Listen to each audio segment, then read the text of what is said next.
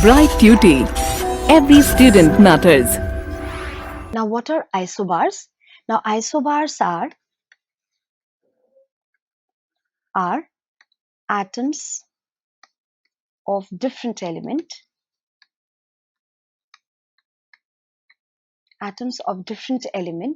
with different atomic numbers,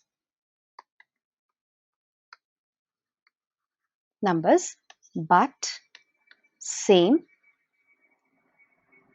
mass number. Now, it's very interesting that it is very, very different from that of isotope. In isotope, it is of the atoms of same element with same atomic number but different mass number. But here, isobars are atoms of different element with different atomic numbers, but their mass numbers are same. Now, let us take some example. For example, if I just happen to take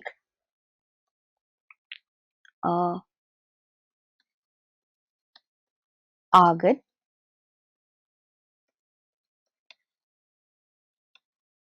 potassium, calcium.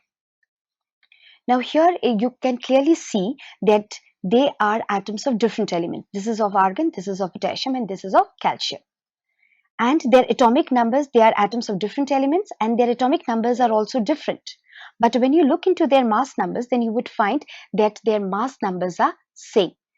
Now if we analyze more, we find that in case of isobars, the number of protons are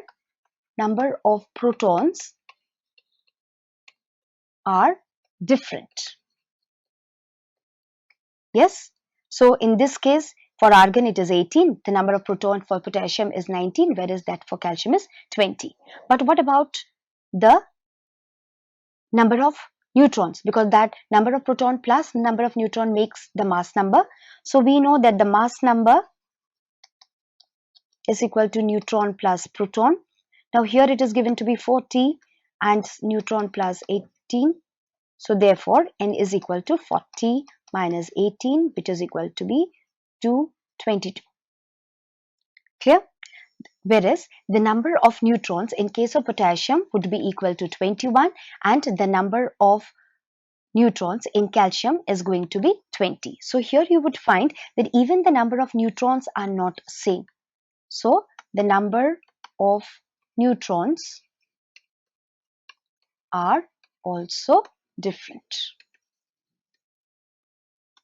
So in case of isobars, they are the atoms of different elements having different atomic numbers, that is different number of protons, and different mass number, that is also the different number of neutrons.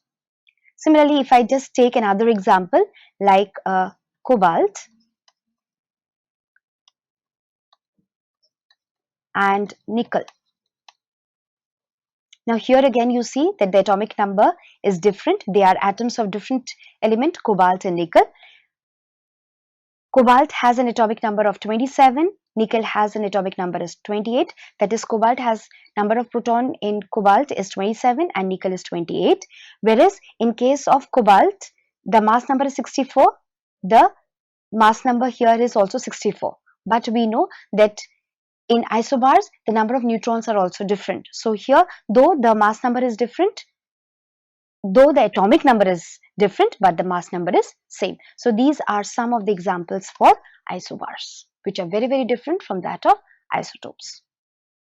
When we have to discuss about the properties of isotopes, we see that in case of isotopes, their chemical properties are same, but their physical properties are different. Now, because their physical properties are different, it becomes difficult also to understand what is the atomic mass of the element. Now, for instance, if we just take two atoms of an element which are existing in the isotopic form, then what would we calculate the atomic mass? How would we do it? We do it with a term that we call it as relative atomic mass. So, with the help of relative atomic mass, we find out the atomic mass of isotopic elements. Now, for instance, in case of in case of chlorine, chlorine exists in two isotopic forms. One is with atomic mass 35 and the other is in the form of 37. So here chlorine exists as 35Cl17 and the other isotopic form is 37Cl17. So these are two isotopic forms. Now if I have to calculate what is the atomic mass, then there is a way how we do it. Now in the nature we find that this isotopic form chlorine exists in the ratio 3:1. So this is the ratio that exists. That means in nature 75% of chlorine exists in 35 isotope, whereas in 25% of the chlorine that is present in the nature exists in this isotopic form.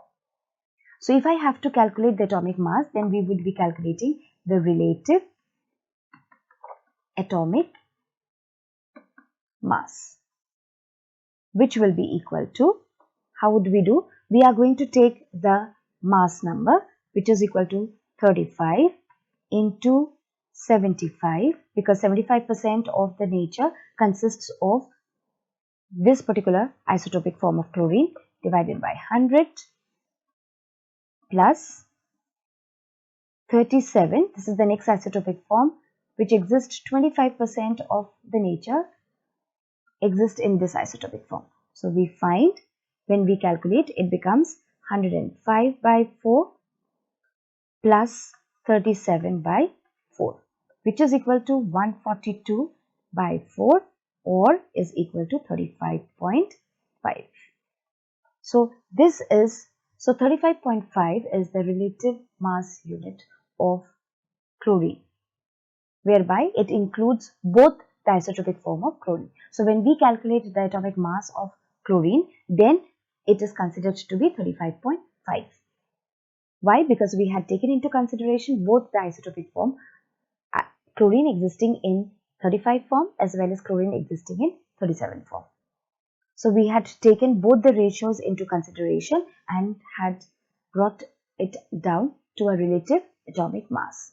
So chlorine has an atomic mass of 35.5. So I hope you had understood that how do we calculate the atomic mass of isotopes when atoms of the same element are existing with different mass numbers. I hope this is clear.